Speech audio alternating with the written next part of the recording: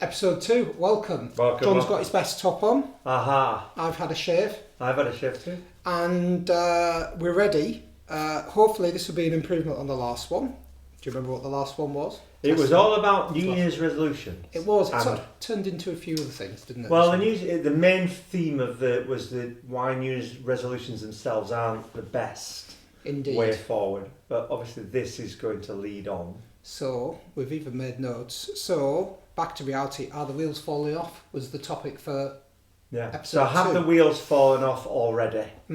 So, have they fallen off for you, Paul? Have they fallen off for you? Well, for me? Well, no. I had what I was jokingly referring to on Sunday as a lemma. In fact, there's some footage I may share or may not share with the audience later. So I dispatched 6 mini Melton Mowbrays. Other brands are available. I think it was Morrison's own, but anyway. Yeah.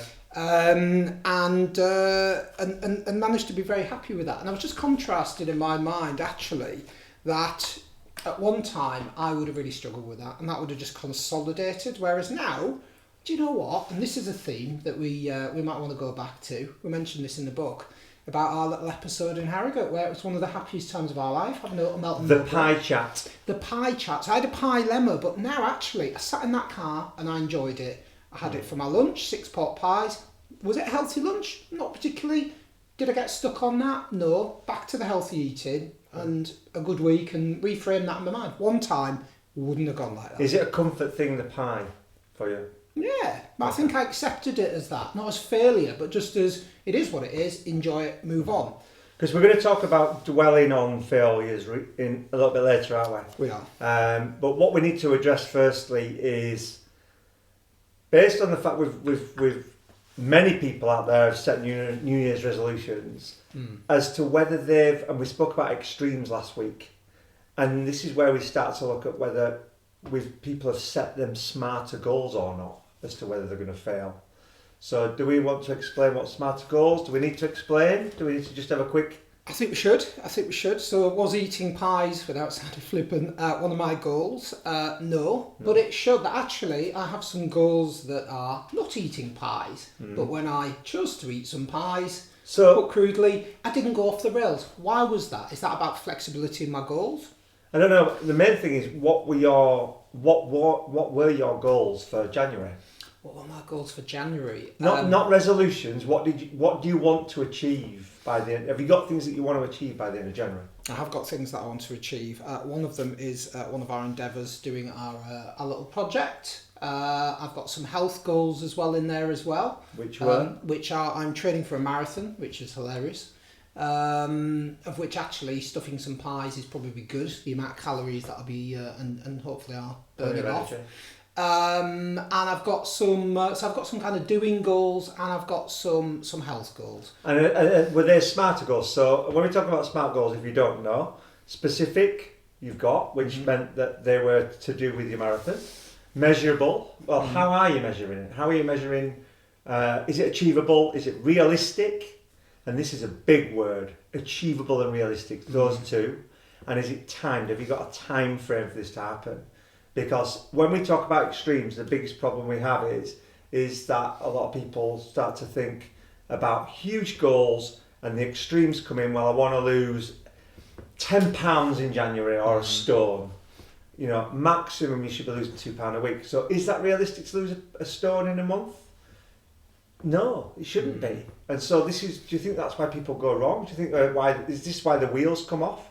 Because they're setting themselves goals that they're not going to achieve? I think it is. So you've seen me yo-yo, and I do this. I do this for a living as well. You know, in terms of prioritising, setting goals, it's one of the things that I do in a work context. But in a personal context, you see me go from really, really detailed, maybe before we met, really detailed goals, too detailed, no flexibility. I'm going to read this book, you know, really, really detailed and rigid, to really, really big life goals, too big, too many, life-changing stuff that take decades. So bringing that back to time, I know we did a lot of work around this, which is actually saying look at a framework. And you know, I started to put put quite a lot of the goals down at the start of the year, and it started to get me a bit stressed. And I thought, no, that's fine. You've done enough. How do I measure them is important though. So I know that I need to do a certain amount of miles is the measurement. You know, in terms of smart, there's more to it than just numbers. for the marathon training, and also for the book. We know we need to do a certain amount of, well, not words, but we do a certain amount of chapters over a period of time. So we do a chapter a month, and I do an extra 5 to 10k a month, and I've got some more goals than that. But so is it about looking at smaller, like we spoke about last week, finding those smaller increments, finding the fact that, well, listen, let's tick off each week as it comes. Do you think, because we're on about today, have the wheels come off? There's a lot of people out there today who are in their second week of January. They have these goals that they're sort of scratching around at. Well, I'm going to go to the gym, I'm going to lose this amount of weight, or I'm not going to drink through January, or I'm going to stop eating my favourite food through January, or I'm going to cut out sugar completely through the extremes coming out. And the wheels are now coming off in the second week, because to sustain that change in lifestyle is making an impact, because January is already not the best month to try and do it, because we're all a bit down, it's cold, it's dark. So are the wheels coming off? And if the wheels are coming off, why are they coming off? What's the main reason why the wheels are coming off? Yeah, and I think it's, as you alluded to there, it's about if you set goals that are really, really inflexible, rigid, maybe of the wrong size, because some are big, some are small. Some people like doing it, some people don't like setting goals, some people like writing them down, other people hold them in their head, some people do both. There's no one way to do it, but I think we probably both agreed that there are some principles there. Don't make it so rigid it's like a straitjacket, because then that's actually counterproductive. It's not what goals should be for me. It's about actually having a framework, because the wheels come off for me every other day. Something happens. That's life. I don't think I'm exceptional. How can goals support me in that? They just give you that hit of saying, I'm on track with a small thing, tick it off my list, but it builds to something bigger. So we've looked at measuring things by going a little bit further. So let's take, for example, your goal of wanting to run a marathon. It's in April, is that right? It is, yeah. So you've looked at this marathon and thought, I'm going to use smarter goals, did you? Is it realistic and achievable? Have you looked at all the facets in your life to think, I'm going to be able to do the training for this and I'm going to complete this marathon? Yeah, I think it's built up from other goals as well.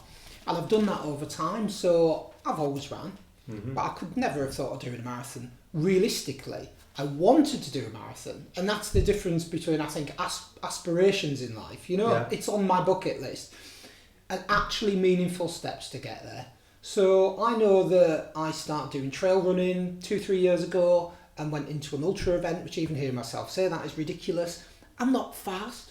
I'm not the best, but I don't try to be. But relative to what I did before, that's been a goal, and I've built the goal: half marathon, trail running, do another event, do a bit more. So you've got the mental model. Yes. And you're already 50% of the way there, because you've done a half marathon. Yeah.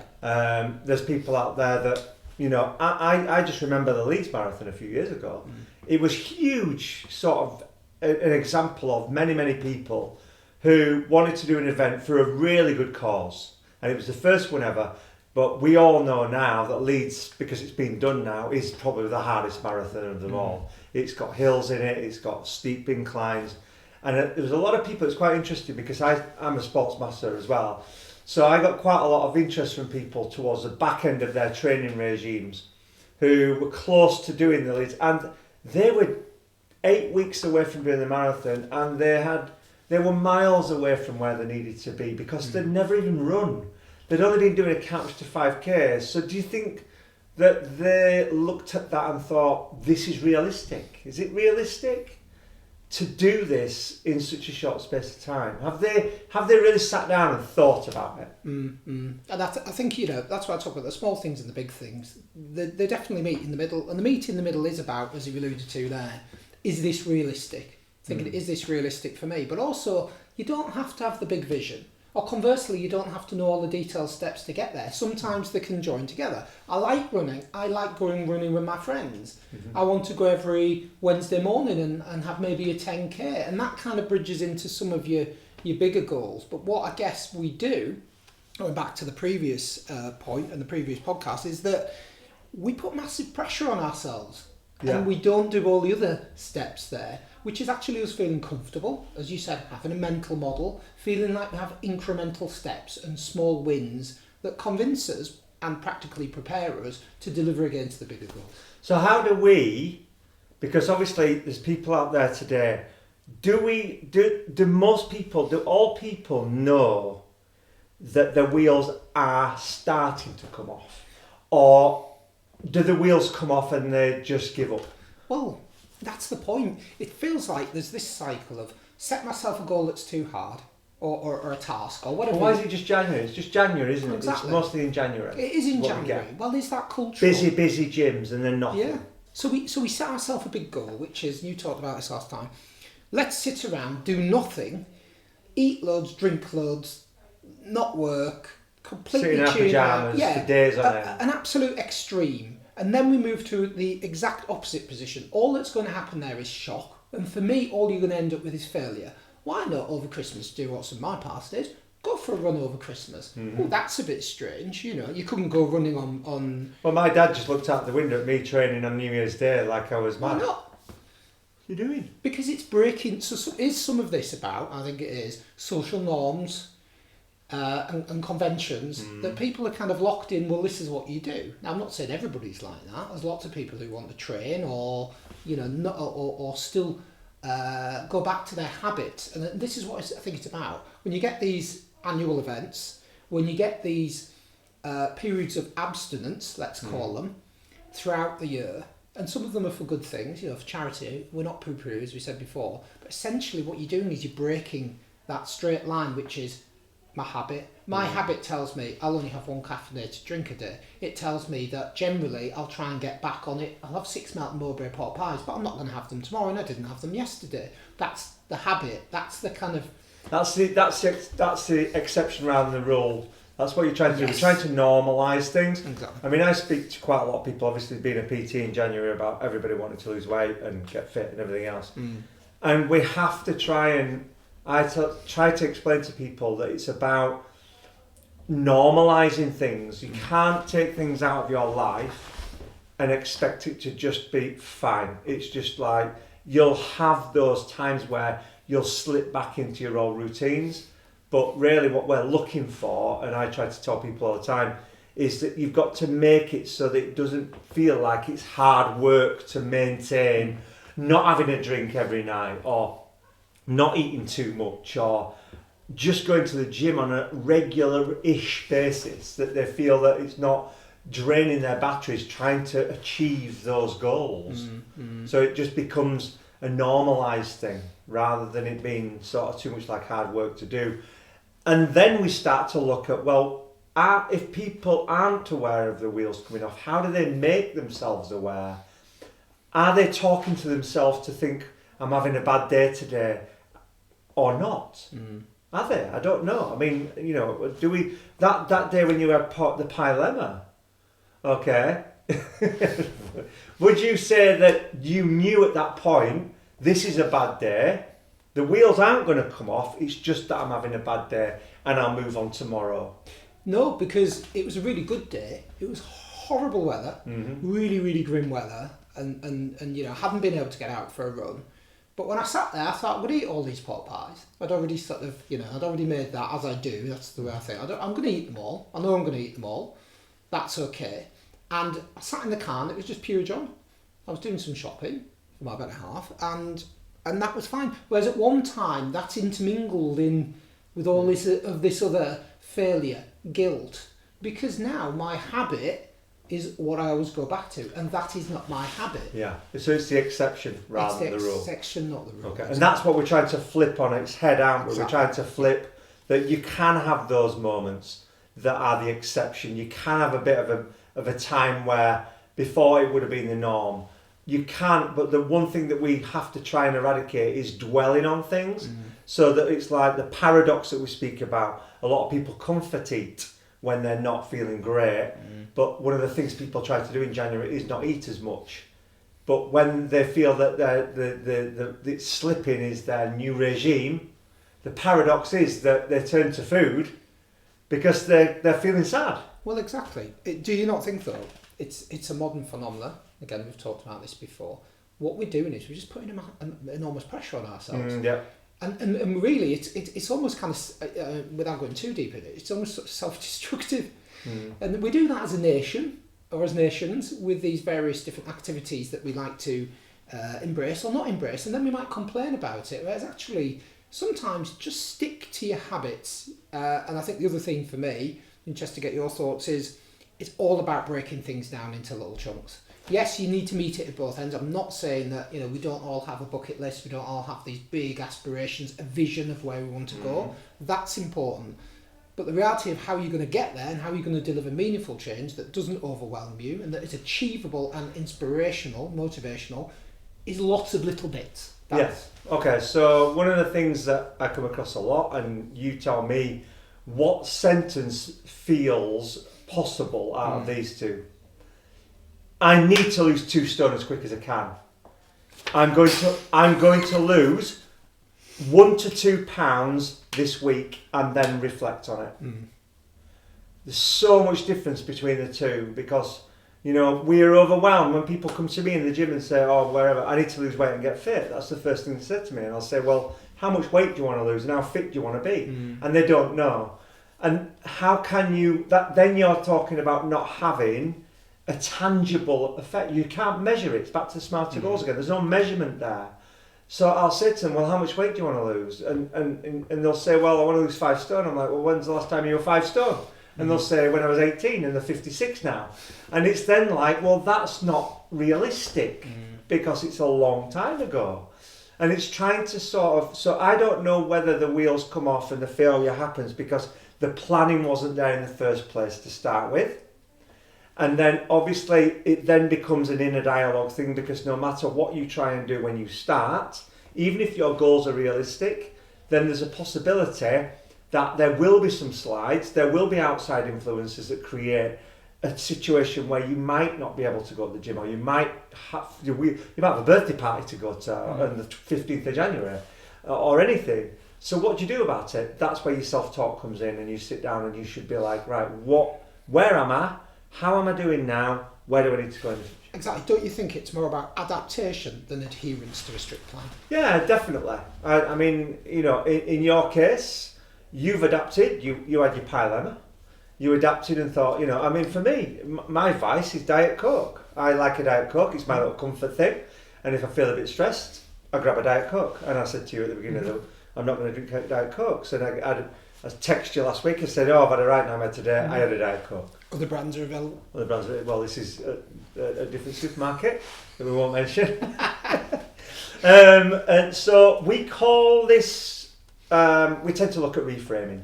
Yes. That's a big word. It is. Well, we've got to reframing, so perhaps we can talk about that. And let's say that we've fallen off the ladder. We haven't done that work. We're not. We want to lose the 2 stone. We're falling. We're falling. We want to get to get to that point. We don't want to get to falling off. We don't want to be on the floor injured and like giving up.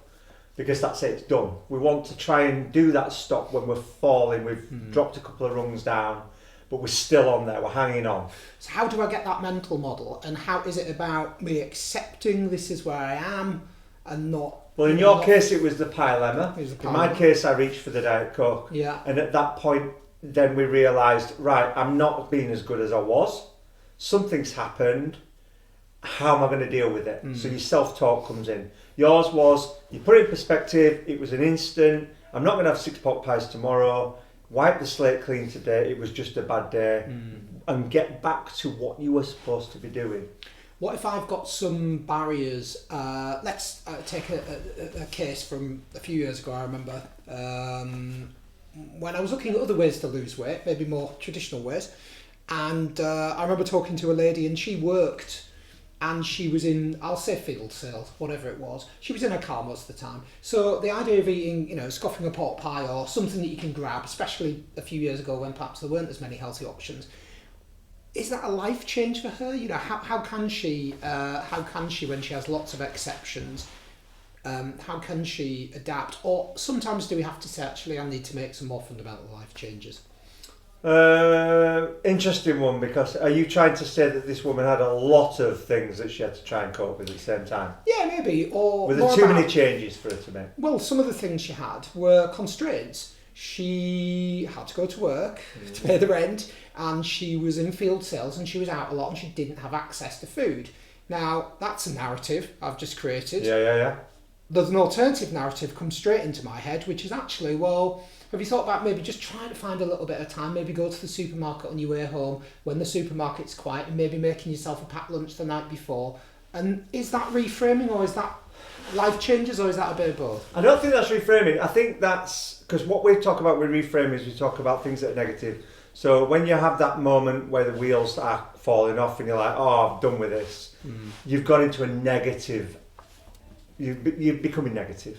And what we're trying to say is, well, no, hang on a minute, I don't need to be done with this. I had a bad day. I'm going to reframe the fact that this has been a bad day to the point that it's a positive, because it's made me realise that it is just a separate incident. Yeah. What you're talking about is the next phase of where we have to consider, which is willpower. And willpower in terms of getting through January and sticking to your guns. A lot of people, oh, well, I've no willpower. I can't do this. It's just not built for me. Well, I've read a few things, and I do firmly believe that willpower is more to do with is making sure that you are not surrounded by the things that are going to tempt you. Which includes thoughts. It's the old thing, isn't it? The old example where people say before you go on holiday, it's that thing, the psychology of saying, don't leave the gas on, don't leave the gas on, and all you hear is leave the gas on. I mean, and if I tell myself over and over, I've not got the willpower to do this, I've not got the willpower to do it, it's like an affirmation, really, in our language. So is it about the way we think about it, the reframing, but actually potentially after that thinking, no, there was some practical change? I think it's both. And if I take an example many years ago of well, it's not many years ago, it's just a few instances of people where they've lived in the middle of nowhere, and they might have had a problem with eating too much or whatever else. And I've just said, well, how long, when do your shops close near you? And they've said, well, 9 o'clock at night. And I said, do you have to get in your car and drive? And I said, yeah. I said, well, how far do you have to drive to get there? 10, 15 minutes. And I used to say to them, well, in that 10, 15 minutes, if you've got to get in your car and drive somewhere and you haven't got it in the house, you've got the time to break this down to a point where it's like you've realised you don't need it. Yeah. So it's not actually having it in. You know, don't have these things in the house. Don't allow yourself the availability to open a cupboard and it's there. You know, and so it's all down to the... it's not just about the physicalities. Yes, there is... Some people will still be so adamant that I've got to get in my car, I need chocolate. You know, and so you can't stop that to a degree. But a lot of it is in the physicals of to not surround yourself with your temptations. And there's a really good one. I mean, just to sort of round up on that. If somebody tells me that I can't have something, this may be a childhood thing as well, I'll want it. If you tell me I can't have something, I'll stubbornly, my chimp will say, no, I'm going to have that. In fact, I'm going to have 3. So actually saying, well, it's not can't have it, just have it in more moderation. Good old-fashioned sort of way of looking at it, but also coupled with some of the other things you've talked about there. Little, small things. Substitution. Massively I use that, especially with alcohol. Because I enjoy the taste. I don't so much enjoy the effect of alcohol. Having zeros, yeah. I know you're maybe not so much of a fan yourself. And also one step from that I found was... Well, that's another podcast in itself. That's another podcast. Always back to alcohol, aren't we? Have you noticed that with me? Always comes back to alcohol with Paul. So there are a number of things that you can do, but maybe it's fear of stopping. Well, don't stop. Just do a little bit straight away. I mean, that's a powerful thing, and you're actually, you know, you're doing less. You have more time, better effects, but you don't have to eliminate. I know we went on this journey with a circle of distraction. It's not about elimination. It's about reduction and balance, maybe more. Yeah, there's always too much of a good thing, and there's also the situation where you can make things hard for yourself if you completely ban things from your life that you've done for many years. It becomes a burden. It becomes like, well, what's life all about if I can't enjoy myself? And you'll start to talk yourself into doing it again, whereas it's, you know, there's a way that you can talk to yourself and be saying, you know, yes, I'm trying to do this in January, but maybe I could. What's the point? What's the problem of having a drink? Yeah. There's not a problem of having a drink. There's not a problem if you're used to having 3 Mars bars a day. If you're having 2, you're moving forward. Yeah. You know, it's moving forward is the key all the time, and it's about this self-analysis, this analysis all the time. If you feel that the wheels are falling off, then stop and say, what is it that I'm doing wrong here? Is there something that's causing this thing to happen? Is there anything I can do to sort of make the changes again? Is there anybody I can talk to that might be able to sort of put this in perspective for me? So 3 things we could say to people if they do feel that the wheels are falling off. Because language is important. Very much. Be careful what you tell yourself. Yeah. If you tell yourself they've fallen off, then you're going to convince yourself. And that's part of life. Don't blame yourself. You know, some of the other techniques we use. But if there were 3 things, thinking beyond January, things that could become routine, what would we say to listeners? The main thing we've got to think about, if we're doing all these kind of, if you want to call them resolutions or setting yourself goals, I think the main thing you've got to focus on is doing them not to the extreme, so that if you've done them in small enough increments, that they don't burden you and they become the norm. So there's no point just doing it in January, because what about February? What about March? We're still in cold weather, we're still in dark nights, we're still in dark mornings. January comes and goes. For me, actually, February is the worst month. I hate February. It's usually the coldest. It might be the shortest, but it's the hardest to deal with for most people because of the weather and everything else. And so February is hard because you think, back into February, March, it's going to start getting daffodils. We're nearly there, but we're not quite. Month 1, not March. Yeah. We'll rename it. Month 2, still not March. Still not March. And then March. 1, 2, 3. Yeah, and so it's more about small increments and trying to make things, rather than it being a stressful thing, make it the norm so that it's very slowly done. Yeah, so don't put pressure on yourself, make it the norm, and some of the techniques that we've said. And if you can't make it the norm, if you're constantly thinking about, it's so hard for me today again, well, if it's so hard every day and it doesn't get easier, then you need to think about making changes to what you're trying to achieve, because you've obviously gone too far. Yeah. You're not making it easy on yourself. So if you want to not drink as much, then if you feel stressed, have that glass of wine, done. That might take the edge off. Yeah. It's not a problem. And then if we say in 7 days, just do one little thing. Yeah. Because that can be really powerful, especially if you do it. Make a change, really tick empowering. it off. Put it on your calendar. Say, I've achieved that this month. I've achieved that this week. I've achieved that day. I've had a good day. Work how many good days against bad days you've had. And if the pattern is that you're having more good than bad, you're on the right track. Yeah, but we've all been there, and we continue to be there because it's continuous. And the little wheels fall off all the time. It's how we deal with it and we get back on, right? Yeah, February, March, April, May, we all have things all year, and you can't just stick it to 1 week, 1 month. And don't beat yourself. And the worst month of the year to try and do it. Yeah, agreed. Although, at the same time, I said many years ago, don't wish time away, and that's true, but it's very hard sometimes when we're under pressure. And it is if you're depriving yourself of every single thing that you enjoy doing. Exactly, yeah. You're going to make it a whole load harder. Okay, well, thank you very much for watching, listening, consuming. Go to realityclub.co.uk, like, subscribe, etc. We might buy John a new top for the next episode. See if he's been well behaved or not. Until next time, goodbye. Thank you.